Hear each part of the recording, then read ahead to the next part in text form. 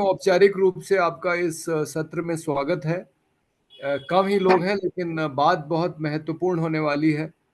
इधर socialist party के Google group पे ये सवाल उठा दिया गया है कि जयप्रकाश जी पे, मुख्यतः तो जयप्रकाश जी पे सवाल उठा है, लेकिन इसमें लोहिया को भी जोड़ ही लेंगे, क्योंकि लोहिया ने भी अगर ये अपराध है तो ये किया है कि जो हिंदुत्ववादी ताकतें हैं उस समय की भारतीय जनसंघ और राष्ट्रीय स्वयंसेवक संघ, तो इनके साथ मिलकर चुनाव लड़ा, इनके साथ मिलकर काम किया। और कई सारे लोगों का ये कहना है कि अगर आरएसएस को उस समय साथ न लिया गया होता, उस समय वैधता न प्रदान की गई होती, तो आज शायद बीजेपी सत्ता में नहीं पहुंचती। अब ये तो एक अनुमान ही है, मतलब किसने सोचा होगा कि एक दिन भारतीय जनता पार्टी जैसी पार्टी सत्ता में आ जाएगी। लेकिन ये बात तो सही है कि वैधता जरूर लोहिया और जेपी ने प्रदान की, और इसके लिए सोशलिस्ट पार्टी इंडिया के अध्यक्ष, उस समय के अध्यक्ष पन्नालाल सुराना जी ने इस गलती को माना भी है अपने अध्यक्षीय भाषण में सोशलिस्ट पार्टी के राष्ट्रीय सम्मेलन में 2021 में। तो इसको हम लोग इस बात को हम मानते हैं कि ये एक गलती हुई, लेकिन वो कौन सी परिस्थितियां थी जिसमें लोहिया और जेपी को आरएसएस का साथ लेना पड़ा। और खास करके दो आरोप लगे हैं जिस पे मैं चाहूंगा कि आनंद जी थोड़ी सफाई दे दें। एक तो अपूर्वानंद जी ने कहा है कि एक नारा जयप्रकाश के आंदोलन में लग रहा था कि गऊ हमारी माता है और गफूर इसको खाता है। तो क्या ये बात सही है? और दूसरी बात जो कही जा रही है कि जयप्रकाश ने भारतीय जनसंघ के एक सम्मेलन में ये कह दिया था कि अगर भारतीय जनसंघ फासिस्ट है तो मैं भी फासिस्ट हूं।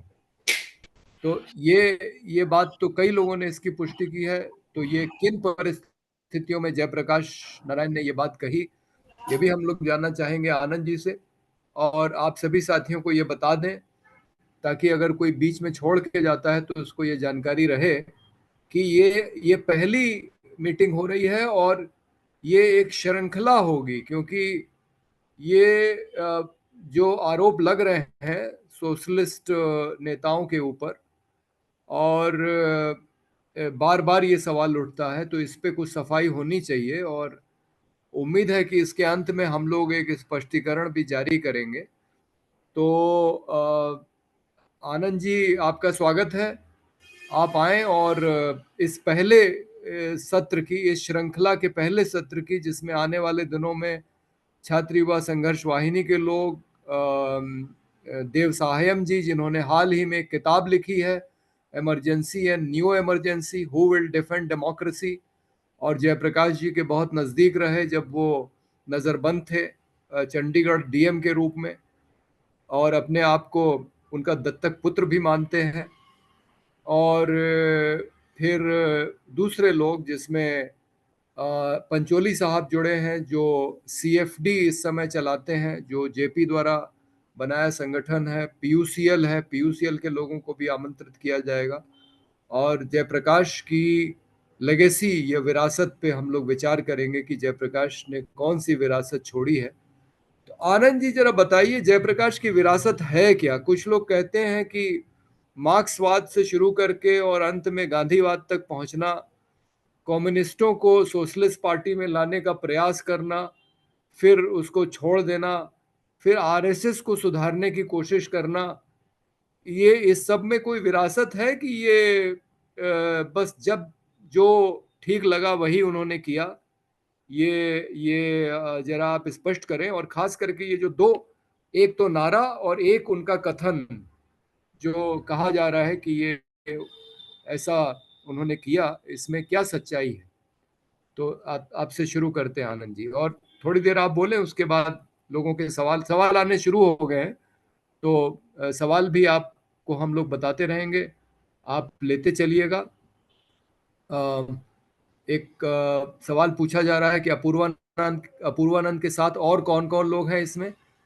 तो मैं ये कहूंगा कि ये सोशलिस्ट पार्टी के गूगल ग्रुप पे तो अपूर्वानंद ने ही सवाल उठाया है, लेकिन शुक्ला सेन है अपने साथी बंबई के, उन्होंने फासिस्ट वाला सवाल उठाया है जो जेपी ने अपने भाषण में कहा था। और उनका कहना है कि ये तो जेपी ने जनता पार्टी बनाने के पहले कह दिया था। उसके पहले भारतीय जनसंघ का कोई सम्मेलन था, उसमें कह दिया था। तो इसके साथ हम लोग बातचीत शुरू करते हैं और जैसे सवाल आते जाएंगे आपके सामने हम लोग प्रस्तुत कर देंगे। तो प्रोफेसर आनंद कुमार, आपका स्वागत है और आप अपनी बातचीत शुरू करें।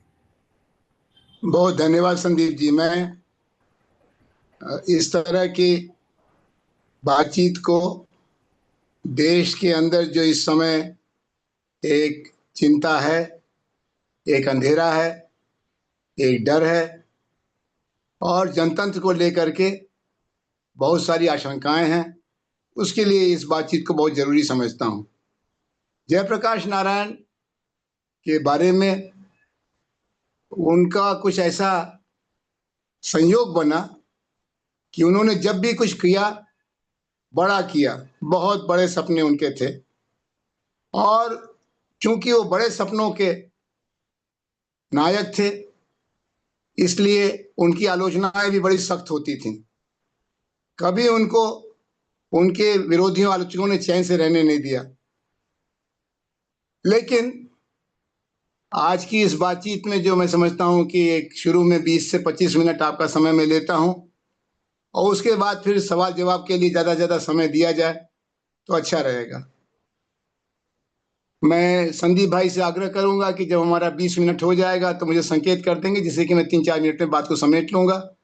और आप सबसे जो आग्रह करना है वो ये कि आज हम 24 लोग हैं, कुछ संख्या और बढ़ेगी, इसमें कोई शक नहीं है, लेकिन अपने तरफ से सवाल आप जरूर लाइएगा, क्योंकि जो इनकी चेष्टा है संदीप पांडे जी की सोशलिस्ट पार्टी की, वो ये है कि हम एक वैज्ञानिक तरीके से तथ्यों के आधार पर अपनी विरासत को देखें और उसमें जो लेने लायक है उसको ले, जो छोड़ने लायक है उसको छोड़ें।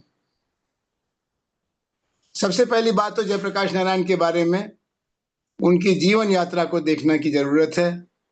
ये एक गजब व्यक्ति थे जिनको भारत की 3 पीढ़ियों के नेतृत्व का मौका मिला। उनकी जिंदगी कई दौर से गुजरी और उनके जीवन का सारांश रचनात्मक राष्ट्र निर्माण, मानवता निर्माण के रूप में कहा जा सकता है। जयप्रकाश नारायण की जो विरासत है वो सबसे पहले तो संपूर्ण क्रांति का सपना है। कई लोगों ने हमको देश के आगे के बारे में रास्ता दिखाया।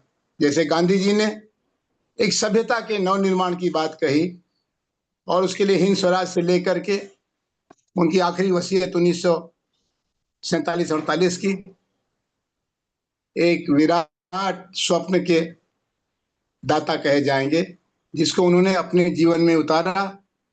और आज जयप्रकाश नारायण समेत दुनिया के बहुत सारे नवनिर्माण के लिए प्रतिबद्ध लोग गांधी को अपना मार्गदर्शक मानते हैं। इसी तरह जवाहरलाल नेहरू ने, जिसको गांधी जी के बाद जयप्रकाश नारायण सबसे ज्यादा मानते थे, अपना बड़ा भाई मानते थे। जवाहरलाल नेहरू ने यूनिटी इन डाइवर्सिटी, विभिन्नता में एकता का दर्शन और उसके आधार पर भारतीय संस्कृति की व्याख्या, भारतीय राष्ट्रीय आंदोलन का नेतृत्व और भारत के स्वाधीनोत्तर नवनिर्माण की अगुवाई, और उसके साथ एक बड़ा सपना उन्होंने छोड़ा कि कैसे भारत बहुभाषी, बहुजाति, बहुधर्मी बना रहे और दुनिया के लिए एक उदाहरण बने। इसी तरह से आचार्य विनोबा भावे, जिन्होंने जयप्रकाश नारायण की जिंदगी के मध्याह्न में मार्गदर्शन किया।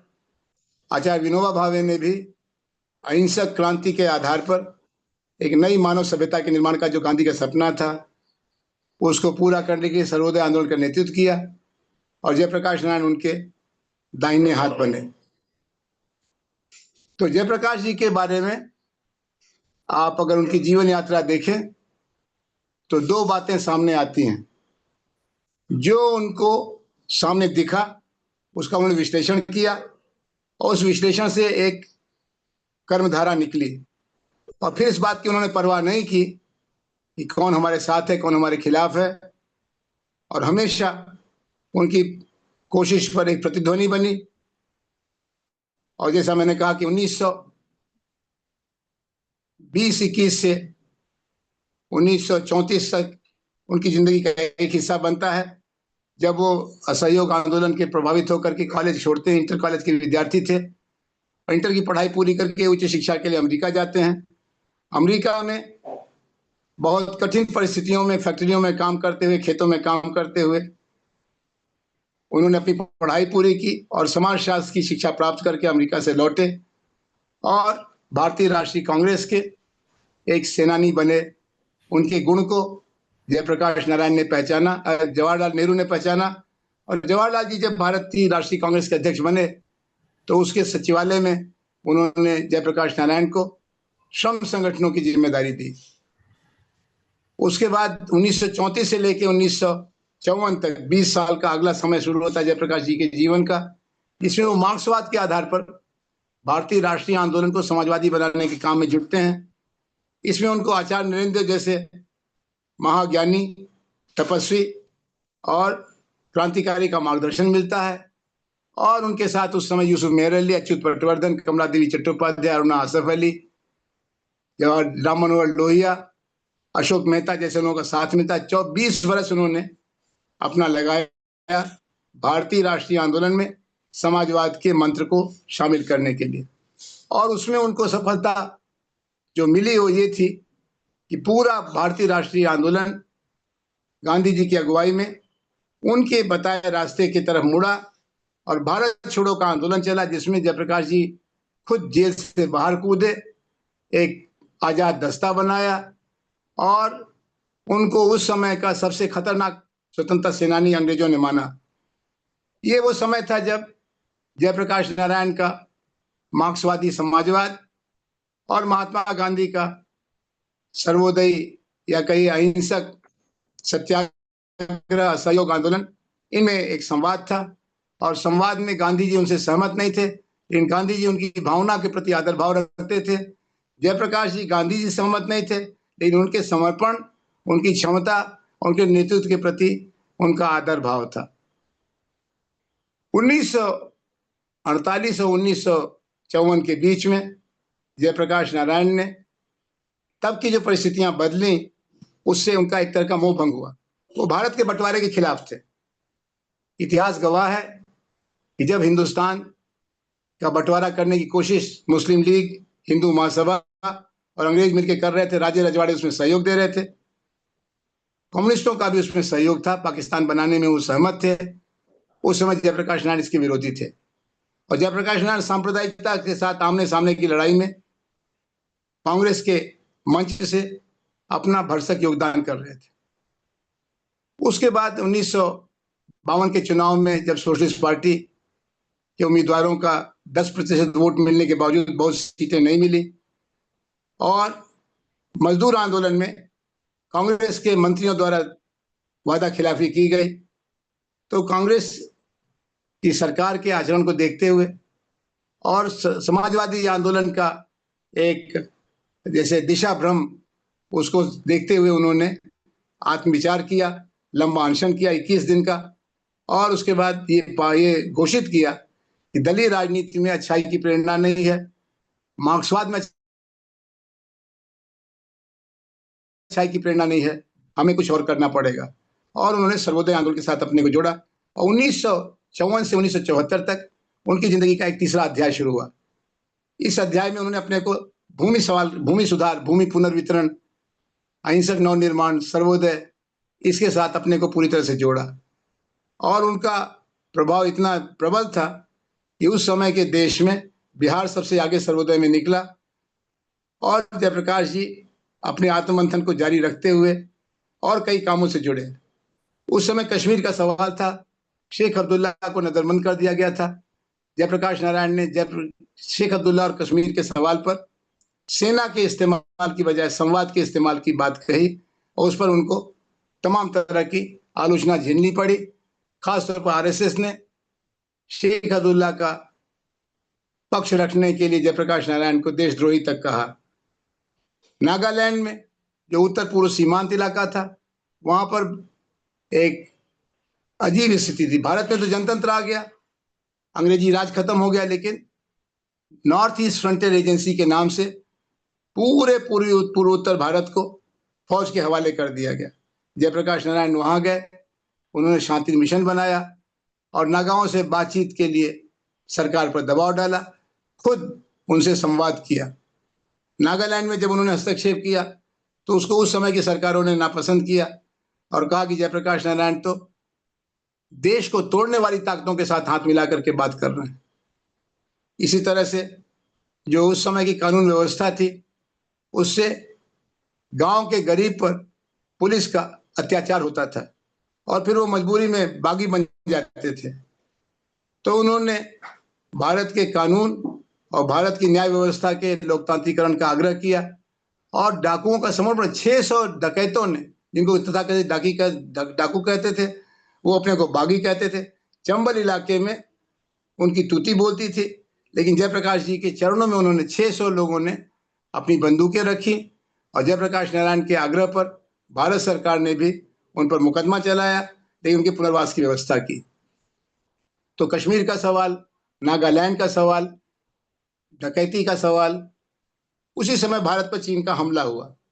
बल्कि चीन के हमले के पहले तिब्बत के दलाई लामा भारत में शरण लेने के लिए आए और दलाई लामा के शरण लेने की घटना पर जयप्रकाश नारायण ने भारत सरकार के नेतृत्व की नीतियों की आलोचना की और पहला तिब्बत समर्थक अफ्रो एशियाई सम्मेलन कलकत्ते में किया और भारत के नागरिकों में तिब्बत के सवाल पर एक जनमत बनाया। इसका उस समय की कम्युनिस्ट पार्टी ने विरोध किया। उस समय की सरकार दुविधा में थी, लेकिन आज भी तिब्बती लोग जयप्रकाश नारायण के उस एहसान को नहीं भूले हुए हैं। इसी तरह से नेपाल में जो बगल का देश था, लोकतंत्र की लड़ाई चल रही थी, राणाशाही थी और नेपाली कांग्रेस को उन्होंने संरक्षण दिया, उसके निर्माण में लोहिया आदि की मदद से मार्गदर्शन किया और नेपाली क्रांति में भरपूर सहयोग किया। इसी तरह से बांग्लादेश का सवाल जब उठा तो 1948 से ही जयप्रकाश नारायण भारत विभाजन के विरोधी थे, इसको अपना कृतिक मानते थे। और जब बांग्लादेश में भाषा की अस्मिता के सवाल पर आंदोलन हुए, शेख मुजीब आगे निकले, तो जयप्रकाश नारायण को इंदिरा गांधी जी ने और भारत के सरकार ने विश्व जनमत बनाने के लिए निवेदन किया और वो पूरे यूरोप अमेरिका में घूमे, जनमत बनाया। आज भी बांग्लादेश के लोग उस एहसान को नहीं भूलते। इसी बीच में जयप्रकाश जी ने सर्वोदय आंदोलन और माओवादियों की आमने सामने की टकराहट में हस्तक्षेप किया। बिहार में माओवादी बढ़ रहे थे और माओवादियों का यह मानना था कि जब तक सर्वोदय के लोग गांव में काम करेंगे, हमारी कोई नहीं सुनेगा, एक आशा बंधी रहेगी। और सर्वोदय का काम धीरे धीरे कागजी होता जा रहा। उन्होंने नोटिस दिया कि अमुक तारीख तक हम सर्वोदय के मुजफ्फरपुर के जिला मंत्री और जिला अध्यक्ष की हत्या कर देंगे। ये खबर विनोबा जी ने जयप्रकाश को पहुंचाई। जयप्रकाश जी हृदय रोग से पीड़ित हो चुके थे, लेकिन उसके बावजूद वो अपनी धर्मपत्नी प्रभा जी के साथ माओवादियों के साथ हो रही इस टकराहट का समाधान करने के लिए गए। 1.5 बरस वो मुजफ्फरपुर के मुसहरी ब्लॉक के गांव में घूम रहे। उन्होंने उसके नवनिर्माण का प्रयास किया और उसके बाद एक वैज्ञानिक की तरह से जो माओवादियों ने तथ्य रखे थे सर्वोदय आंदोलन के कागजी होने के बारे में, उसको स्वीकार किया और एक आमने सामने करके किताब लिखी, फेस टू फेस, जिसमें उन्होंने कहा कि भारत में माओवाद चीन से आयात नहीं हो रहा है, भारत में माओवाद गरीबों की मुक्ति के लिए लड़ रहा है और इस माओवाद के फैलने में तहसीलदार का योगदान है, थानेदार का योगदान है, दबंग जातियों का योगदान है और स्थानीय राजनीतिक नेतृत्व का योगदान है और इसका समाधान बंदूक से नहीं होगा। तो कश्मीर, नागालैंड, माओवाद, डकैतों का सवाल, सब पर जयप्रकाश नारायण का चिंतन मुख्य धारा से अलग था। इसी बीच में उन्होंने पंचायती राज की स्थापना के लिए भी भारत सरकार के साथ सहयोग किया। पंचायती राज का एक महामंच बना जिसके वो पहले अध्यक्ष बने और उन्होंने एक वैचारिक सैद्धांतिक हस्तक्षेप किया, जिसमें उन्होंने कहा कि भारतीय राज्य की पुनर्रचना करने की जरूरत है, अ plea for reconstruction of Indian polity. ये 1959 में उन्होंने कहा। इसमें बड़ी बहस चली, जिसमें उन्होंने संसदीय लोकतंत्र, दलवाद, चुनाववाद की आलोचना की और कहा कि बिना विकेंद्रीकरण के हमारा स्वराज अधूरा रहेगा, लोकतंत्र अधूरा रहेगा। और इसी बीच में जो परिस्थितियां बदल रही थी, बांग्लादेश के मुक्ति संग्राम में भारत के योगदान को लेकर के बड़ा एक लोकप्रिय माहौल था, और उस माहौल में कांग्रेस की तरफ से इंदिरा जी अपने दल को साथ लेके नहीं चल पा रही थी। कांग्रेस में विभाजन हो गया 1969 में। 1971 में गरीबी हटाओ के प्लेटफॉर्म पर इंदिरा गांधी जी पूरे देश की लोकसभा के चुनाव में उनका वर्चस्व हुआ, और उसके बाद फिर 1972 के विधानसभा चुनाव हुए। इसमें कांग्रेस फिर बाकी सभी दलों से बेहतर साबित हुई, और 73 तक आते आते चौतरफा वर्चस्व कांग्रेस का हो गया। लेकिन जमीन पर जो सच था वो बिगड़ रहा था। नौजवान बेरोजगारी से परेशान था, आम लोग महंगाई से परेशान थे, और सत्ता का एकाधिकार होने के कारण कांग्रेस में धन शक्ति, भ्रष्टाचार का बोलबाला होने लगा। और इस पर जयप्रकाश नारायण ने चिंता प्रकट की और दिसंबर 1973 में आह्वान किया कि लोकतंत्र चिंताजनक हालत में है, हमें इसमें कुछ करना चाहिए। और इसके लिए उन्होंने 2 संगठनों के निर्माण की पहल की। एक, उन्होंने आह्वान किया नौजवानों विद्यार्थियों का, यूथ फॉर डेमोक्रेसी।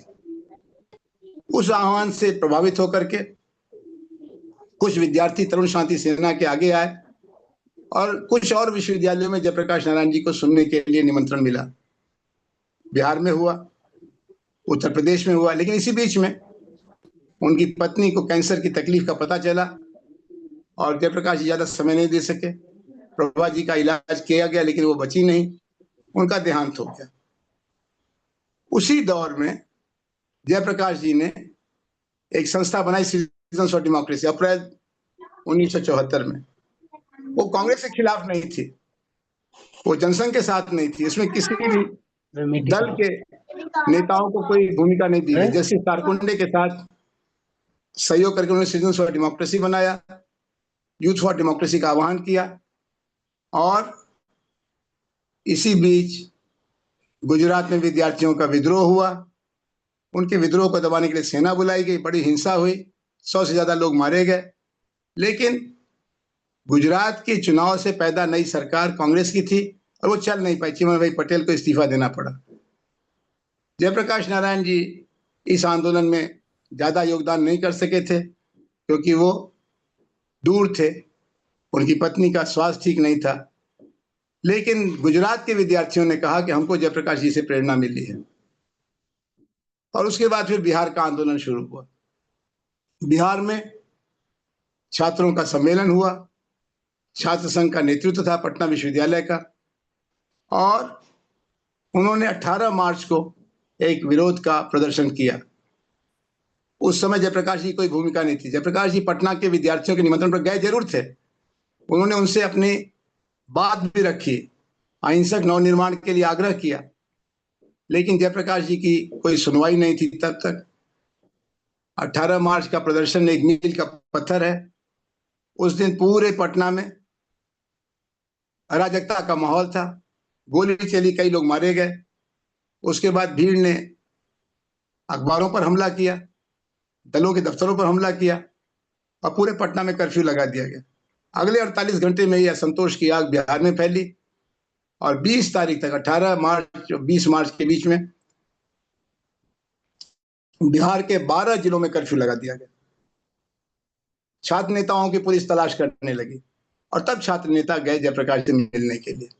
मैं इस विस्तार में इसलिए आपको बता रहा हूं कि जयप्रकाश नारायण का जीवन समाज के नवनिर्माण के समर्पित था। वो स्वतंत्रता सेनानी की अगली कतार में थे। भारत छोड़ो आंदोलन का उन्होंने नेतृत्व किया था, लेकिन उसके बाद दलीय राजनीति से उनका मोह भंग हुआ था, और उन्होंने चुनाव से अलग सर्वोदय के जरिए नवनिर्माण के काम में विनोबा का हाथ बटाया था। उस काम को करते हुए उन्होंने पंचायती राज के लिए काम किया, कश्मीर का सवाल उठाया, नागालैंड का सवाल उठाया, माओवादियों से आमना सामना किया, डकैतों के सवाल पर उन्होंने एक नई पहल की जरूरत महसूस की।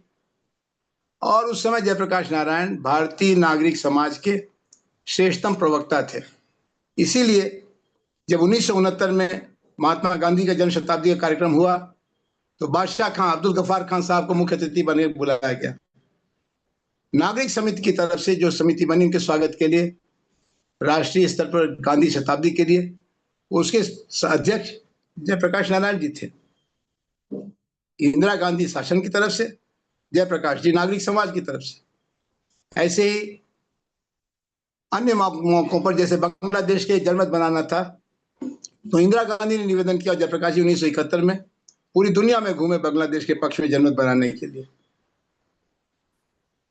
उन्होंने 1967 में जब गैर कांग्रेसवाद की राजनीति चल रही थी तो लोहिया के साथ सहयोग नहीं किया था। राष्ट्रपति के चुनाव में कांग्रेस के उम्मीदवार डॉक्टर जाकिर हुसैन थे और विपक्ष के उम्मीदवार सर्वोच्च न्यायालय के पूर्व मुख्य न्यायाधीश जस्टिस सुब्बा राव थे। लोहिया की पहल पर सुब्बा राव के पक्ष में विपक्षी दलों का एक सहयोग बना। लेकिन जयप्रकाश नारायण ने कहा कि देश की जो हालात है इसमें डॉक्टर जाकिर हुसैन को ही जिताना चाहिए। 1971 में जब कांग्रेस ने और इंदिरा गांधी ने बांग्लादेश के सवाल पर हस्तक्षेप करने का माहौल बनाया, जयप्रकाश नारायण जी सरकार के साथ थे। लेकिन चुनाव को लेकर के, जनतंत्र को लेकर के उनकी चिंता भी थी। वो दलों के दायरे से ऊपर उठ के सोचते थे, वो विचारधाराओं की सीमाओं को पहचानते थे। जब मार्क्सवादी थे तो मार्क्सवादियों ने कम्युनिस्ट पार्टी अलग बना रखी थी, लेकिन गांधी जयप्रकाश जी ने कोशिश की कि मार्क्सवादी कांग्रेस सोशलिस्ट पार्टी के जरिए राष्ट्रीय आंदोलन में काम करें। और उस समय नंबूद्री पादेके गोपालन जैसे बहुत बड़े बड़े राष्ट्रीय नेता कांग्रेस सोशलिस्ट पार्टी के सदस्य थे और जयप्रकाश जी पर यह आरोप लगता था कि उन्होंने मार्क्सवादी कम्युनिस्टों के साथ नरमी रखी है, ये भरोसे के लोग नहीं हैं। लेकिन जयप्रकाश जी ने उस समय, जैसे आज ये आरोप लग रहा है कि भारत में आरएसएस को बढ़ने में भारतीय जनसंघ और भारतीय जनता पार्टी के विस्तार में जयप्रकाश नारायण का योगदान है। 1950 और 60 के दशक में समाजवादी लोग ये आरोप लगाते थे कि जयप्रकाश जी ने मार्क्सवादियों को बढ़ावा दिया, नंबूद्री पादो गोपालन को कम्युनिस्ट बनने में मदद किया। तो जयप्रकाश के लिए आलोचना कोई नई बात नहीं थी। वैसे सर्वोदय में जब उन्होंने 20 साल निष्ठा के साथ काम किया और उसका नतीजा कागजी निकला तो उन्होंने रेडिकल सर्वोदय की बात की। उन्होंने यहां तक कह दिया कि हालात इतने खराब हैं, 1973 में उन्होंने कहा कि हालात इतने खराब हैं कि हिंसा के अलावा कोई रास्ता दिखाई नहीं पड़ रहा, और अगर लोगों ने हिंसक तरीके से समाज परिवर्तन की पहल की तो मैं उनका साथ तो नहीं दूंगा, इनका हाथ भी नहीं पकड़ूंगा, क्योंकि परिस्थितियां हमारे लिए असह्य होती जा रही। तो मित्रों, अभी की जो परिस्थितियां हैं उसमें जयप्रकाश की पूरी जीवन यात्रा को देखना चाहिए। एक समय था जब गांधी का वर्चस्व था और मार्क्सवादी धारा के अंतर्गत दुविधा थी। मार्क्सवादी लोग गांधी को ब्रिटिश एजेंट मानते थे और जयप्रकाश नारायण गांधी को राष्ट्र का नेता मानते थे। मार्क्सवादी भी थे और गांधी के मंच में भी थे, कांग्रेस सोशलिस्ट पार्टी बना रखा था। उसके बाद जब सारा देश दलीय राजनीति के तूफान में था, जवाहरलाल जी कांग्रेस के नेता थे, राजा जी ने स्वतंत्र पार्टी बनाई थी, दीनदयाल उपाध्याय और श्यामा प्रसाद मुखर्जी ने जनसंघ बनाई थी, लोहिया सोशलिस्ट पार्टी चला रहे थे। उस समय जयप्रकाश जी निर्दलीय जनतंत्र की तलाश में सर्वोदय के साथ काम कर रहे थे। और जब सर्वोदय और शासन में सहयोग होने लगा, नक्सलवाद फैलने लगा और उनका समाधान गोली में तलाशने लगे, तो जयप्रकाश नारायण ने सर्वोदय के अंदर संवाद पैदा किया, विवाद पैदा किया और कहा कि रेडिकल सर्वोदय की जरूरत है, अभी जो हम कर रहे हैं वो पर्याप्त नहीं है, ये गरीबों के साथ न्याय नहीं है। तो जयप्रकाश जी जो वास्तविकता थी उसको देखते थे, उसका विश्लेषण करते थे और उसमें से जो कर्म का मार्ग निकलता था उसका अनुसरण करते थे। अब हम आते हैं बिहार आंदोलन, संपूर्ण क्रांति आंदोलन और जयप्रकाश के योगदान को लेकर के। नंबर एक बात तो यह है कि जयप्रकाश नारायण के आंदोलन को आरएसएस का कोई समर्थन नहीं था। आरएसएस के कुछ कार्यकर्ता जरूर बिहार की परिस्थितियों को देखते हुए आंदोलन में जुड़े थे, लेकिन आरएसएस ने औपचारिक तौर पर इंदिरा गांधी को पत्र लिख करके बताया था कि उनका इस आंदोलन से कुछ लेना देना नहीं है। और यह पत्र किसी छोटे कार्यकर्ता ने नहीं लिखा था, सरसंघ चालक बाला साहब देवरस ने लिखा था। और कांग्रेस के अंदर 1971 में जो नई राजनीति आई थी, उसमें आरएसएस का पूरा समर्थन कांग्रेस के साथ, इंदिरा जी के साथ था। 1971 के चुनाव में जनसंघ की बजाय आरएसएस ने कांग्रेस का सहयोग किया। क्यों? क्योंकि पाकिस्तान टूटा था, भारत ने सेना भेजी थी, तो इंदिरा गांधी तो बांग्लादेश के निर्माण में मदद किया था, लेकिन आरएसएस ने उसको पाकिस्तान के टूट के रूप में देखा था। आरएसएस एक ऐसा संगठन था जिसने बिहार आंदोलन में मजबूरी में अपने कार्यकर्ताओं को न रोक पाने के कारण उस पर चुप्पी रखी थी। और जब छात्र आंदोलन ने आह्वान किया कि विधायक इस्तीफा दें, तो जनसंघ के अधिकांश विधायकों ने इस्तीफा नहीं दिया था, उनको पार्टी से निकालना पड़ा था। जिन 6 लोगों ने इस्तीफा दिया विद्यार्थियों के आह्वान पर शुरू में, उनके नाम थे कर्पूरी ठाकुर, रामविलास पासवान, धनिकलाल मंडल, सच्चिदानंद सिंह, ए.के. राय मार्क्सिस्ट फोरम के, और एकमात्र जनसंघी श्री लालमणि चौबे थे। लेकिन यह भी सच है कि 1974 में जनसंघ से जुड़ा हुआ विद्यार्थी मंच, अखिल भारतीय विद्यार्थी परिषद, एक ताकतवर मंच था। उसके लोग शासन के चुनाव में उत्तर भारत में जीतते थे। पटना में शासन का चुनाव हुआ, उसमें समाजवादी योजना सभा समाजवादियों का मंच था, तो विद्यार्थी परिषद जनसंघ का मंच था। और अगर समाजवादी योजना सभा के उम्मीदवार श्री लालू प्रसाद यादव अध्यक्ष के चुनाव में जीते, अध्यक्ष पद पर जीते, तो महामंत्री के पद पर सुशील मोदी जी जीते। उन्होंने समाजवादियों को हराया था, कांग्रेसियों को हराया था। तो एक बड़ी ताकत थी जनसंघ 1974 में। और जयप्रकाश नारायण ने उस आंदोलन का जब मार्गदर्शन करना स्वीकार किया विद्यार्थी नेताओं के निवेदन पर, तो उन्होंने बिना शर्त मदद नहीं की। 2 शर्तें रखी। पहली शर्त कि आंदोलन अहिंसक होगा, और दूसरी शर्त कि जो विद्यार्थी आंदोलन में लगे लोग हैं वो अपने अपने दलों का अनुशासन न मान के आंदोलन का अनुशासन मानेंगे, अपने दलों से गाइडेंस नहीं लेंगे। और ये बात 1977 तक जारी रही। जब इमरजेंसी लगी थी तो 2 प्रतिक्रिया आरएसएस के लोगों की हुई। उसके बड़े नेता गिरफ्तार किए गए, आरएसएस पर बैन लगा। लेकिन फिर समझौता कि 8 चिट्ठियां लिखी आरएसएस के लोगों ने। इंदिरा गांधी को लिखी, महाराष्ट्र के मुख्यमंत्री को लिखी, आचार्य विनोबा भावे को लिखी। और उस आंदोलन के कारण, संपूर्ण क्रांति आंदोलन के कारण, हर दल में टूट हुई, हर धारा में टूट हुई। मार्क्सवादियों में से जो माओवादी थे वो जयप्रकाश के साथ थे, सत्यनारायण सिंह, ए.के. राय। समाजवादियों में अगर कर्पूरी ठाकुर आंदोलन के साथ थे तो भोला प्रसाद सिंह आंदोलन के खिलाफ थे।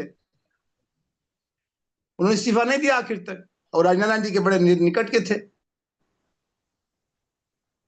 तो पहला जो सवाल है कि जयप्रकाश नारायण ने अपने आंदोलन के जरिए आरएसएस को प्रतिष्ठा दी, वो बिल्कुल अज्ञानी निष्कर्ष है। ये सही है कि भारतीय राष्ट्रीय कांग्रेस का एक बड़ा हिस्सा इंदिरा जी के साथ खड़ा था। गुजरात में और बिहार में जो आंदोलन हुए उसका विरोध करता था। लेकिन भारतीय राष्ट्रीय कांग्रेस का ही एक महत्वपूर्ण हिस्सा, जिसमें मोहन धारिया मिनिस्टर थे, चंद्रशेखर कांग्रेस वर्किंग कमेटी के मेंबर थे, रामधन जी कांग्रेस पार्लियामेंट्री पार्टी के सेक्रेटरी थे। ये सब लोग जयप्रकाश के सहयोगी साथी थे। वो चाहते थे इंदिरा गांधी और जयप्रकाश में संवाद हो। संवाद की कोशिश भी हुई, जयप्रकाश जी गए भी, लेकिन उस समय के भारतीय कम्युनिस्ट पार्टी के नेताओं ने और भारतीय कम्युनिस्ट पार्टी के पूर्व सदस्य जो कांग्रेस में महत्वपूर्ण थे, उन्होंने उस बातचीत को सफल होने से रोका। फिर भी जयप्रकाश नारायण जी ने आंदोलन को इंदिरा विरोधी आंदोलन बनने से रोका, कांग्रेस विरोधी आंदोलन बनने से रोका। वो गैर कांग्रेसवादी नहीं थे और कांग्रेसवादी भी नहीं थे। उनका सपना संपूर्ण क्रांति का था। और अपने भाषणों में वो लगातार कहते थे कि आज की जो परिस्थितियां हैं 73-74 की, उसके लिए जिम्मेदार कौन है। एक तरफ तो 1967 तक कांग्रेस का सत्ता पर एकाधिकार था, उसने बहुत सारे महत्वपूर्ण अवसरों को गंवाया। और ये बात तो इंदिरा जी खुद मानती थी, इसलिए तो कांग्रेस टूटी 1969-71 के बीच में, सिंडिकेट और इंडिकेट बना। लेकिन उन्होंने कहा कि 1967 में जब गैर कांग्रेसी सरकारें बनी तो उनका भी योगदान कोई बहुत उल्लेखनीय नहीं था। भूमि सुधार, शिक्षा सुधार, रोजगार, भ्रष्टाचार, इसमें कांग्रेसी और गैर कांग्रेसी सरकारों में कोई फासला नहीं था। तो उनकी विरासत के तौर पर हमारे सामने एक बड़ा सपना है। आज वो सपना और सार्थक और प्रासंगिक लगता है। आज किसी से पूछिए तो कहते हैं क्या करें, देश किधर जा रहा है कहना बड़ा मुश्किल है। लेकिन ये तो सही है कि जाति व्यवस्था, सांप्रदायिकता, महंगाई, भ्रष्टाचार, बेरोजगारी, इस सब का इतना प्रबल प्रभाव है कि बिना क्रांति के कुछ हो नहीं सकता। यही बात जयप्रकाश जी ने 1974 से 1977 में कही। ये उनका क्रांति का अपना दर्शन था। वो कहते थे क्रांति हिंसक नहीं होगी, अहिंसक होगी। उसमें माओवादी कहते थे सत्ता का जन्म बंदूक की नली से होता है, power grows out of the barrel of a gun. और आज भी हिंदुस्तान के लगभग 100 जिले ऐसे हैं जो वामपंथी उग्रवाद से प्रभावित है। इसमें सबसे ज्यादा प्रभाव तेलंगाना, छत्तीसगढ़, उड़ीसा, झारखंड, महाराष्ट्र, बिहार के कुछ जिलों, एक लाल पट्टी है तिरुपतिनाथ से लेकर के पशुपतिनाथ नेपाल तक, और उसकी कोई अनदेखी नहीं कर सकता है। चिदंबरम से लेकर अमित शाह तक गोली चला रहे हैं, चलाते रहे हैं, लेकिन नक्सलवाद खत्म होने को नाम नहीं लेता। और आज सारे आदिवासी समाज को हम लोग नक्सलवादी मान रखा है। जयप्रकाश नारायण ने इसको 1974 में ही देख लिया था। उनकी नहीं सुनी गई अलग बात है। मोरारजी भाई जब प्रधानमंत्री हुए, अटल जी विदेश मंत्री हुए, अन्य लोग सरकार में आए, जॉर्ज फर्नांडिस जी रेल मंत्री हुए, तो उन्होंने जो रास्ता जयप्रकाश ने दिखाया था उसको छोड़कर के अपना रास्ता बनाया। तो नंबर एक बात तो यह है कि जयप्रकाश नारायण और आरएसएस के बीच में एक सहयोग का रिश्ता नहीं था।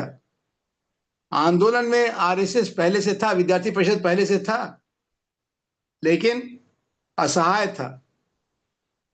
जयप्रकाश नारायण ने गुजरात में कोई योगदान नहीं किया था, लेकिन गुजरात में जब आंदोलन हुआ, सफल हुआ, तो उसके बाद जनता पक्ष की बाबू भाई पटेल की अध्यक्षता में सरकार बनी। उस सरकार में संगठन कांग्रेस, लोकदल, समाजवादी पार्टी, जनसंघ के मंत्री बने। तो ये एक निराधार आरोप है, लेकिन कि जयप्रकाश का आज कोई पंथ नहीं है, उनके वारिस बटे हुए हैं। बिहार में जयप्रकाश का सबसे ज्यादा असर था। बिहार की जो सरकारी पार्टी और विरोधी पार्टी दोनों जयप्रकाश के अनुयायी, नीतीश कुमार मुख्यमंत्री और लालू प्रसाद यादव जी नेता राजद। उत्तर प्रदेश में भारतीय जनता पार्टी के पास सरकार है, जिसे कई लोग इमरजेंसी में जेल में थे। महंत आदित्यनाथ तो नहीं थे तब, ये बच्चे थे, इनका कोई योगदान भी नहीं था, इन कई लोग थे। और विपक्ष के नेता मुलायम सिंह, और मुलायम सिंह के बाद अखिलेश यादव। और इसमें ज्यादातर लोग जैसे नेता विरोधी दल हैं, वहां पर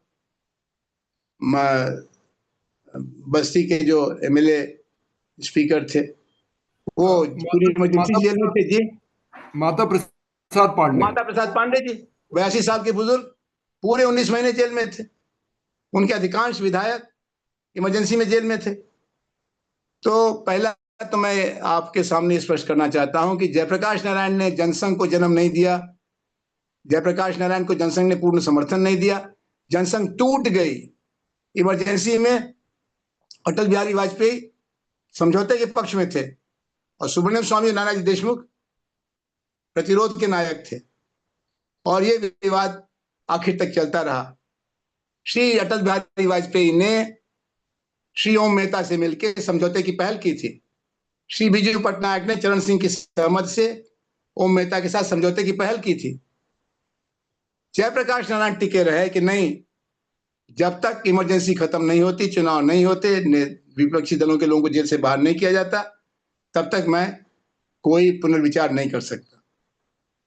और जब इमरजेंसी खत्म हुई, चुनाव में इंदिरा गांधी जी की पराजय हुई और वो इंदिरा गांधी जी जयप्रकाश जी से मिलने गई, तो उन्होंने उनको आशीर्वाद दिया, जिसकी आज भी आलोचना होती है।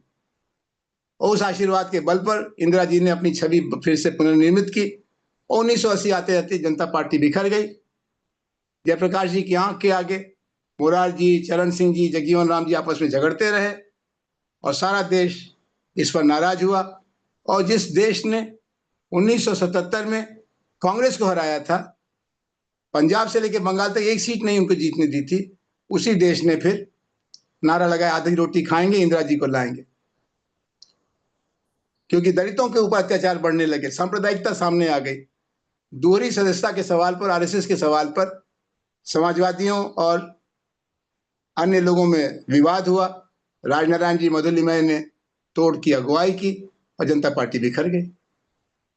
अब दूसरा सवाल लेते हैं, क्या जयप्रकाश नारायण ने आरएसएस और बीजेपी को, जनसंघ को फाशिस्ट होने के कारण अपने को ही फाशिस्ट बताया? क्योंकि हमारे पास 50 साल पुरानी एक कहानी को बताने का पूरा अवकाश नहीं है, संक्षेप में मैं ये बताऊंगा कि जयप्रकाश नारायण ने जब विद्यार्थियों का मार्गदर्शन करना स्वीकार किया, तो ये बात कांग्रेस के गले के नीचे नहीं उतरी। क्योंकि कांग्रेस के अंदर एक बड़ा पक्ष था जो कम्युनिस्ट धारा से प्रभावित था। उसमें मोहन कुमार मंगलम और नूरुल हसन जैसे बड़े लोग थे, और वो लोग कोशिश कर रहे थे कि कांग्रेस इंदिरा जी के नेतृत्व में कम्युनिस्टों के सहयोग से सोवियत संघ के साथ जुड़े। 1971 में भारत और सोवियत संघ का एक सैनिक समझौता भी हुआ, बांग्लादेश युद्ध के पहले। और भारत की जो गुटनिरपेक्षता की नीति थी, उससे हट करके इंदिरा जी ने सोवियत संघ का साथ लिया और सोवियत संघ ने भी साथ निभाया। अमेरिका शुरू से भारत और पाकिस्तान के बीच में, पाकिस्तान के पक्ष में अपना दबाव डालता था। बांग्लादेश के मुक्ति संग्राम में भी अमेरिका ने पाकिस्तानी तानाशाहों की मदद करने के लिए अपने 7वें बेड़े को हिंद महासागर में भेजा था। प्रेसिडेंट निक्सन, हेनरी किसिंजर, ये सब बांग्लादेश के खिलाफ थे। भारत ने रूस के सहयोग से, सोवियत संघ के सहयोग से बांग्लादेश की मदद की थी। लेकिन उसके बाद धीरे धीरे कम्युनिस्ट कांग्रेस पर कब्जा करने लगे। उनका विरोध और लोगों ने किया, जिसमें पुराने सोशलिस्ट प्रमुख थे। और उसके बाद एक नई परिस्थिति पैदा हुई। तो इसमें आप जयप्रकाश नारायण के ऊपर जो लांछन लगे उसको पहले एक सिलसिलेवार देखिए। पहले कम्युनिस्टों ने, खासतौर पर कम्युनिस्ट पार्टी ऑफ इंडिया के लोगों ने जयप्रकाश को सीआईए का एजेंट कहा। लेकिन जब इमरजेंसी लगी तो अमेरिका ने बहुत बड़ी आर्थिक मदद भारत की। फ्रांस ने किया, जर्मनी ने किया, इंग्लैंड ने किया, सब ने इंदिरा गांधी जी के हाथ मजबूत किए। जयप्रकाश के साथ कोई नहीं था। दूसरे, सीआईए के बाद उनको फासिस्ट कहा गया। अब एक सर्वोदयी नेता को फासिस्ट कहने में बड़ा मुश्किल हुआ, तो फासिस्ट का आरोप लगाने के बाद फिर उस बात को छोड़ दिया गया। फिर अब कहा जाता है कि उन्होंने फासिस्ट ताकतों की मदद की, जबकि इस आरोप के पीछे इंदिरा गांधी के समर्थक भी नहीं आज हैं। वो मानते हैं, पीएन धर से लेकर के सोनिया गांधी तक मानते हैं कि इमरजेंसी में भूल हो गई, हम लोगों को इमरजेंसी नहीं लगानी चाहिए थी। लेकिन कम्युनिस्ट पार्टी का एक छोटा हिस्सा जो श्रीपाद अमृत डांगे जी और मोहित सेन का समर्थक था, वो आज भी उस आरोप को दोहराता है। और चूंकि आरएसएस एक बड़ी ताकत हो गई है, और इसमें राम मंदिर का हमने प्रकरण भुला दिया। हमने ये भुला दिया कि जब जनता पार्टी टूटी तो भारतीय जनता पार्टी बनी, और भारतीय जनता पार्टी ने अगले 10 वर्ष का चुनाव गांधीवादी सोशलिज्म के आधार पर लड़ने की कोशिश की। उनको वोट नहीं मिला तो उन्होंने हिंदुत्व का रास्ता पकड़ा। इस हिंदुत्व के रास्ते को पकड़ने में बाबरी मस्जिद का ताला खुलवाने का बड़ा योगदान था। शाहबानो कांड पर सरकार का घुटने टेक देना एक दूसरा कारण हुआ। कश्मीर में कश्मीरी पंडितों के साथ अत्याचार एक तीसरा कारण हुआ। और इन सब ने मिलकर के आरएसएस की जमीन तैयार की। यह भी सही है कि आरएसएस के लोग 1977 से 1999 तक अपने संगठन को महत्व देते रहे, और अन्य लोग, संगठन कांग्रेस तो खत्म ही हो गई। मोरारजी देसाई के बाद उनका नाम लेवा कोई नहीं बचा, पूरा संगठन कांग्रेस खत्म हो गया, बूढ़ों की बारात थी। फिर बचे सोशलिस्ट, सोशलिस्ट बिखरते चले गए, और मध्यम जातियों का सहारा लेके चुनाव में तो महत्व उनका रहा, लेकिन समाज में उनकी पकड़ वो नहीं रही जो लोहिया के जमाने में थी, कर्पूरी ठाकुर के जमाने में थी। फिर मंडल आ गया तो और भी ध्रुवीकरण हो गया, और अन्य दल क्षेत्रीय दलों में बदल गए। एनटी रामाराव का तेलुगु देशम, कम्युनिस्ट पार्टी का बंगाल और केरल में सिमट जाना, ये कई कारण है जिनको आपको ध्यान देना होगा। अब दूसरी बात को लेते हैं, फासिस्ट वाला सवाल। जयप्रकाश नारायण उस समय विरोधी दलों को जुटाने में लगे थे, नागरिक समाज को जुटाने में लगे थे। सिटीजंस फॉर डेमोक्रेसी बनाई थी अप्रैल में। छात्र युवा संघर्ष वाहिनी बनाने का आह्वान उन्होंने 1 जनवरी 1975 में किया था। अगर वो आरएसएस के प्रति अनुकूल होते तो नया एक संगठन बनाने की क्या जरूरत थी? उन्होंने विद्यार्थी परिषद की ताकत नहीं बढ़ाई, उन्होंने समाजवादी जनसभा को संरक्षण नहीं दिया। उन्होंने देखा कि ये लोग हमसे बात तो करते हैं कि दल के अनुशासन में नहीं रहे, लेकिन जब दल का व्हिप चलता है तो वो लोग दल के दायरे में सोचने लगते हैं, तो एक नया मंच बनाते हैं। उस नए मंच को बनाने में उन्होंने अपने सर्वोदय के भी पुराने मंच को ध्यान नहीं दिया, तरुण शांति सेना को बढ़ाने के लिए नहीं काम किया, उसकी क्षमता के बाहर ये दिखाई पड़ा। तो उन्होंने छात्र युवा संघर्ष वाहिनी बनाया, सिटीजंस फॉर डेमोक्रेसी बनाया, और जो नवनिर्माण का उनका रास्ता था उसमें वो कहते थे कि 2 पहिए पर नवनिर्माण होगा। एक तरफ छात्र संघर्ष समिति चलेगी और दूसरी जन समिति बनेगी। जन समितियां बनाने का काम उन्होंने किया, जिसमें वो अपने भरसक उसको निर्दलीय रखा। लेकिन जयप्रकाश जी पर आरोप लग रहे थे, और इन आरोपों का सामना करते हुए जो दल सामने आ रहे थे उन दलों के साथ जयप्रकाश जी अपना संबंध प्रबल कर रहे थे। तो जयप्रकाश जी के साथ चलने के कारण जनसंघ के एक हिस्से को फासिस्ट कहा जाने लगा, और जयप्रकाश जी ने उसको स्वीकार किया कि आज जनसंघ जो 1971 में कांग्रेस के साथ थी, जिसका एक सहयोग का संबंध था, उसको इंदिरा गांधी फासिस्ट कह रही हैं। उसका कारण यह है कि वो हमारा समर्थन करते हैं। तो अगर जनसंघ फासिस्ट है हमारा समर्थन करने के कारण, तो मैं भी फासिस्ट हूं। लेकिन आप देखेंगे कि जयप्रकाश नारायण ने एक आक्रोश को प्रकट किया, और उस समय देश में जो लहर चल रही थी, नवनिर्माण की लहर थी, परिवर्तन की लहर थी, संपूर्ण क्रांति की लहर थी, जिसमें सांप्रदायिकता की कोई गुंजाइश नहीं थी। हमारे आंदोलन के बड़े नेताओं में अख्तर हुसैन थे, जाबिर हुसैन थे, अखलाक अहमद थे। ये सब उसी आंदोलन के नायक थे जिसका मार्गदर्शन जयप्रकाश नारायण कर रहे थे। उस समय नागार्जुन ने कविता लिखी थी, अब्दुल गफूर मस्त हैं सत्ता के खेल में, अख्तर हुसैन बंद है पटना की जेल में। तो जयप्रकाश नारायण जी जानबूझ करके, समझ बूझ करके, जोखिम उठा करके उनका चरित्र परिवर्तन करने की कोशिश कर रहे थे। और ये जो नारा अभी भाई अपूर्वानंद ने बताया कि गाय हमारी माता है, अब्दुल गफूर खाता है, मैं उस आंदोलन का कार्यकर्ता था। मुझे मालूम नहीं कि अपूर्वानंद जी उस समय क्या कर रहे थे। मैं उस आंदोलन का कार्यकर्ता था, मैं समाजवादी था, और मैं जवाहरलाल नेहरू विश्वविद्यालय में शासन के चुनाव में जीत भी चुका था। हमने फ्री थिंकर्स मंच बनाया था। हम लोग एक प्रदर्शन में पटना में शामिल थे, जिसमें कुछ नौजवानों ने नारा लगाया था, अब्दुल गफूर मुर्दाबाद, अब्दुल गफूर हाय हाय। समीक्षा की जब बैठक हुई, जयप्रकाश जी ने पूछा कि नारा किन लोगों ने लगाया, तो उन्होंने कहा कि कुछ नई उम्र के लड़के थे। तो उन्होंने कहा कि आप लोग उस जुलूस में थे, आप लोगों ने उसको रोका क्यों नहीं? तो उन्होंने कहा रोकने की कोई बात नहीं थी, लाठी गोली की सरकार चल रही है। तो उन्होंने कहा कि आपको मालूम है अब्दुल गफूर कौन है? ये कांग्रेस सोशलिस्ट पार्टी के हमारे साथी रहे हैं, उन्होंने राष्ट्रीय आंदोलन में योगदान किया है। मुर्दाबाद का कुछ मतलब समझ में आता है आपको?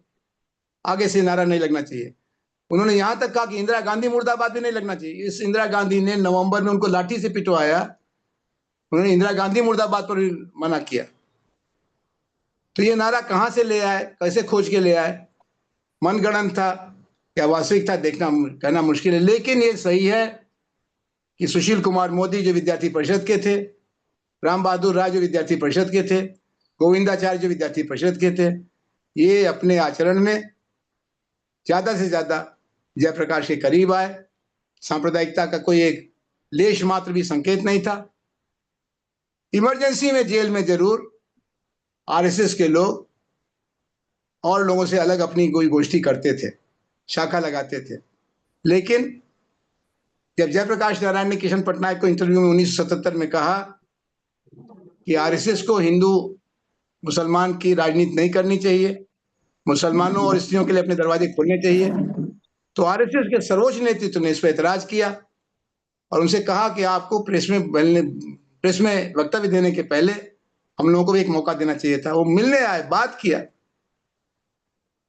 प्रेस कॉन्फ्रेंस किया और कहा कि जयप्रकाश जी के विचार पर ध्यान देने के लिए हमारी मीटिंग। उन्होंने मीटिंग किया। मीटिंग में सरसंघ चालक ने जयप्रकाश नारायण की राय को सामने रखा, लेकिन आरएसएस के सर्वोच्च नेतृत्व ने मुसलमानों के बारे में अपनी राय बदलने से इनकार किया।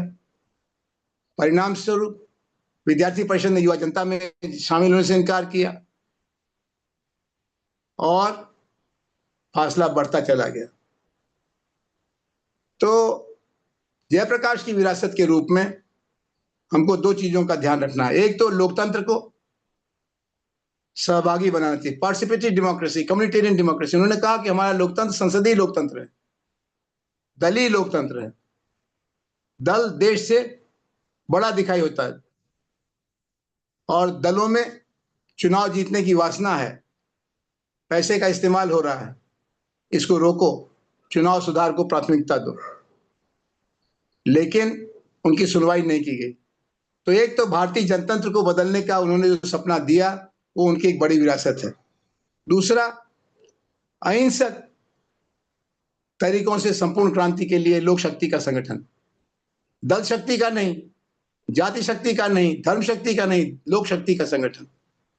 ये उनकी दो बड़ी विरासत है, जनतंत्र का नवनिर्माण और भारतीय समाज का संपूर्ण क्रांति के जरिए नवनिर्माण।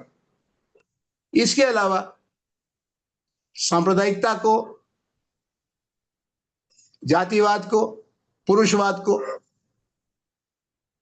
हिंदू राष्ट्र को, मुस्लिम अलगाववाद को उन्होंने खतरनाक माना और देश के अलग अलग हिस्सों में जो अलगाववादी प्रवृत्तियां थी उनके साथ लोकतांत्रिक समाधान पर बल दिया। तो आज जो जयप्रकाश के अनुयायी हैं वो अपने जीवन में जातिवादी नहीं है, सांप्रदायिक बिल्कुल नहीं है, पुरुषवादी नहीं है और जगह जगह स्थानीय संघर्षों की अगुवाई कर रहे हैं। इसमें चंपारण में भी काम हो रहा है, धुलिया में भी काम हो रहा है, उड़ीसा में भी काम हो रहा है, बंगाल में काम हो रहा है, आंध्र में काम हो रहा है। लेकिन उनकी चर्चा ज्यादा नहीं होती है, मीडिया भी ध्यान नहीं देता है। मीडिया के लिए समस्या है कि आदमी को कुत्ते ने काटा तो कोई समस्या नहीं है, जब तक कुत्ते को आदमी ना काटे वो खबर नहीं बनती है। तो जब हिंसक घटनाएं होती हैं, आतंकवाद, टुकड़े टुकड़े नारे लगते हैं, तब तो मीडिया ध्यान देता है। लेकिन शांत, मौन, अहिंसक तरीके से नवनिर्माण के जो काम हजारों हजार नौजवान कर रहे हैं, जिनको हम खुद जानते हैं, आप भी जानते हैं, लेकिन उसकी तरफ ध्यान नहीं जाता, क्योंकि यहाँ तो अहिंसक नवनिर्माण का काम तो गांधी के जमाने से चल रहा, 1920 से चल रहा, क्या नई बात है। हाँ, बमबाजी, पटाखेबाजी, अलगाववाद, देश को तोड़ने का षड्यंत्र, ये नई बात है, इसको खबर दिया जाए। तो आइए हम लोग सवालों की तरफ बढ़े। मेरा ये सौभाग्य था कि हमने 3 पीढ़ियों तक जयप्रकाश नारायण का मार्गदर्शन पाया। कभी जयप्रकाश नारायण से सहमत हुए, कभी असहमत हुए। मेरे बाबा के वो 1942 में नायक थे। जब वो जेल से फांद करके निकले तो बनारस आए, अंडरग्राउंड में रहे, और शुरुआती समय में काशी विद्यापीठ के लोगों ने उनकी मदद की। उसमें हमारे बाबा भी थे। हमारे पिता और हमारे चाचा लोग कांग्रेस सोशलिस्ट पार्टी से, जब सोशलिस्ट पार्टी बाहर निकली तो उसके युवा मंच में कार्यकर्ता थे। ये अलग बात है कि जब पार्टी टूटी, समाजवादी पार्टी टूटी, तो ज्यादातर हमारे परिवार के पितृपक्ष के लोग, यानी हमारे चाचा, ताऊ, पिता, वो लोहिया जी के साथ गए, और हमारे मामा और नाना प्रजा सोशलिस्ट पार्टी में रहे, जयप्रकाश जी के साथ रहे। और जब 1974-73 में जयप्रकाश जी ने नौजवानों का आह्वान किया तो हमारे जैसे कार्यकर्ता तो थे ही, हमारे परिवार में भी जो हमारे छोटे भाई, 3 बहनें, वो सब भी जयप्रकाश के आंदोलन के सिपाही बने। और हमारे जैसे हजारों परिवार हैं। बहुत कम लोग जानते हैं कि हिंदुस्तान में आजादी की दीवानगी इतनी थी कि लोग अपने बच्चों का नाम जवाहर रखते थे, सुभाष रखते थे, और जयप्रकाश रखते थे। जयप्रकाश का इतना आकर्षण था 1942 के भारत छोड़ो आंदोलन में योगदान के कारण। उसके बाद 1973-74 में भी जयप्रकाश ने जब वाहिनी बनाई, सिटीजन्स फॉर डेमोक्रेसी बनाई, एमसी छागला जैसे न्यायविद से लेकर के जस्टिस तारकुंडे तक एक तरफ, और ये कुमार प्रशांत, सुरेंद्र कुमार, शुभमूर्ति, अमर हबीब, रजिया पटेल, मणिमाला, ये 20 साल, 18 साल, 22 साल के तरुण सामने आए। तो जयप्रकाश को किसी के सर्टिफिकेट की जरूरत नहीं, लेकिन जो हम लोग हैं, हमको ये जरूर जानना चाहिए कि हमारे पुरखों से कोई गलती हुई क्या, उन्होंने उसका समाधान किया क्या। 1974 अक्टूबर में जयप्रकाश जी के निकटतम सहयोगियों में से एक डॉक्टर रजी अहमद ने, जो पटना के गांधी म्यूजियम के संस्थापक हैं, उन्होंने जयप्रकाश जी से 10 सवाल किए अक्टूबर 1974 में। और उस समय जयप्रकाश जी ने उन सवालों का जवाब दिया। उसमें जनसंघ का भी सवाल था। जयप्रकाश जी के प्रभाव के कारण एक पूरी पीढ़ी जनसंघ की, जो खासतौर पर बिहार में थी, जिसके नायकों में लालमुनि चौबे थे, सुशील मोदी थे, गोविंदाचार्य थे, राम बहादुर राय थे, उन्होंने अपना रास्ता बदला। ये बीजेपी आरएसएस के अंदर गांधीयन कहे जाते हैं। और हम कौआ कान ले गया, कौआ कान ले गया सुन करके कौए को देखने के बजाय, कान को देखने की बजाय उस भीड़ के हुल्लड़ में शामिल हो जाते हैं। ये बहुत अफसोस की बात है। इसमें कुछ पढ़े लिखे लोग भी शामिल हैं। ये भला नहीं कर रहे हैं, न राष्ट्र का भला कर रहे हैं, न सांप्रदायिकता विरोध का भला कर रहे हैं, बल्कि ये बीजेपी को मजबूत कर रहे हैं, आरएसएस को मजबूत कर रहे हैं। मैं इन पर कोई आरोप नहीं लगाता, लेकिन मैं कहना चाहता हूं कि इस पर पुनर्विचार करें। जयप्रकाश नारायण पर तोहमत लगाने के बजाय, जयप्रकाश नारायण जी का निधन कब हो गया? 1979 में। आज 2024, 45 साल हो गया। जयप्रकाश ने तो सर्वोदय को संरक्षण दिया था। जयप्रकाश ने तो समाजवादी चंद्रशेखर को पार्टी का अध्यक्ष बनाया था। जयप्रकाश ने तो गांधीवादी मोरारजी भाई को देश का प्रधानमंत्री बनाया था। बिहार में समाजवादी कर्पूरी ठाकुर को मुख्यमंत्री बनाया था। तो जयप्रकाश को जब मौका मिला तो उन्होंने आरएसएस से अलग धारा के लोगों को, गांधीवादियों को, समाजवादियों को मदद की। अब वो अगर आगे नहीं बढ़ सके तो उनको अपना आत्मविश्लेषण करना चाहिए। उसमें हम भी शामिल हैं, संदीप पांडे भी शामिल हैं, आप भी शामिल हैं। आपने हमारी बात सुनी। हमने जब बात शुरू की तो 24 लोग थे, अभी 34 लोग हो गए। मैं आपका आह्वान करता हूं कि सवाल उठाएं और इस बात को आगे बढ़ाएं। बहुत धन्यवाद। जी, बहुत बहुत धन्यवाद आनंद जी। आपने बड़े विस्तार से सारी बातों को रखा, और ये स्पष्ट हुआ, खास करके वो जो नारा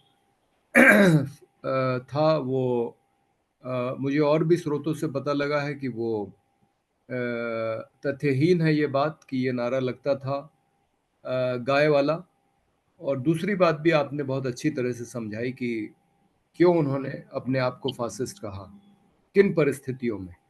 तो अब ये खुला मंच है, जो साथी सवाल पूछना चाहें, लेकिन इसके पहले एक साथी हैं मंथन के नाम से जो जुड़े हैं, वो कह रहे हैं कि मैं फासिस्ट वाला जेपी के बयान का कुमार प्रशांत द्वारा लिखा गया छोटा हिस्सा पढ़ना चाहूंगा, अगर अनुमति मिले तो ये चूंकि एक बहुत स्पेसिफिक बात कह रहे हैं, तो इनको पहले मौका दे दिया जाए और उसके बाद फिर सवाल आ जाए। इसमें जी संदीप सर। जी, मैं ये जरूरी समझता हूँ हम्म। कि कुमार प्रशांत हम्म। उस सभा में मौजूद थे, हम्म। उसके आधार पर उन्होंने विवरण लिखा था, जी जी। और वो सारा संदर्भ जी कुमार प्रशांत के जरिए और लोगों को भी मालूम हुआ। जी। आप इसको जरूर मंथन जी को पढ़ने दें। जी जी। मंथन भाई, जी आप इसको पढ़ें जरा। जी। ठीक है। पहले अगर पहले पढ़ देते हैं, उसके बाद अगर 1-2 मिनट और बोलने की, 1-2 बिंदु बोलने की अनुमति मिलेगी तो बोलेंगे, नहीं तो फिर रहेंगे। पहले है कि ये छपा जो है कुमार प्रशांत का लेख है, और ये जनमुक्ति में छपा है। जनमुक्ति संघर्ष वाहिनी का वो पत्रिका थी, जो छात्र युवा संघर्ष वाहिनी की उम्र सीमा के कारण से बनी थी। और चक्रवर्ती, अशोक प्रियदर्शी, हम और अशोक जी हैं उन्नाव के, वो तीन इसके संपादक मंडल में थे। वो हिस्सा पढ़ रहे हैं। लिब्राहन आयोग के समक्ष वाला जो है उनका हिस्सा है, वो पढ़ दे रहे हैं। लिब्राहन आयोग के समक्ष आडवाणी ने अपने और भारतीय जनता पार्टी का फैसला कर दिया। उन्होंने कहा कि हमारे चरित्र की क्या बात करते हैं लोग। जयप्रकाश जी जैसे महापुरुष ने कहा था कि अगर हम लोग फासिस्ट हैं तो वे भी फासिस्ट हैं। जब उन्होंने वह पन्ना खोली दिया है तो हमें उसे जेपी के शब्दों में ही ठीक से पढ़ लेना चाहिए। अब वो कोटेशन है जेपी का, पूरा भाषण का नहीं, बीच बीच में।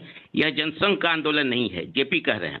किसी एक पार्टी का आंदोलन नहीं है कि उनका नजरिया, उनका सिद्धांत आप इस आंदोलन के साथ जोड़ दें।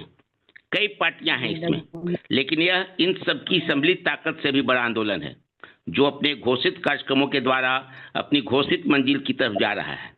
जनसंघ है इसमें, लेकिन बंधा है इस आंदोलन के अनुशासन से। इससे बाहर जाकर किसी को कुछ करने की इजाजत नहीं है।